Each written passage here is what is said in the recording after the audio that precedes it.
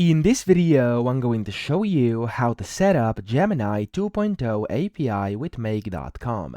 Now, the first thing you want to do, you want to open your scenario in Make.com and you want to click on the plus button.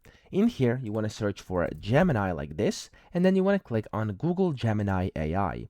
From here, you want to select the action. There's a bunch of different ones. I'm just going to go for generate a response, and then you want to click on create a connection. Now, when you click this, this is going to allow you to set up the API key inside this node.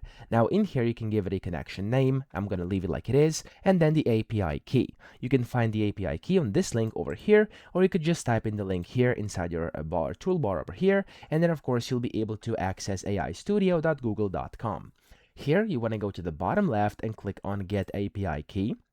And then from here, you want to click on Create API Key in the top right. When you do so, you want to select a project, or you can create a new one if you want, or if you don't have any. I'm just going to leave it like that, and you can give it a name. I'm going to name this one Make.com like this, and click on Create Key.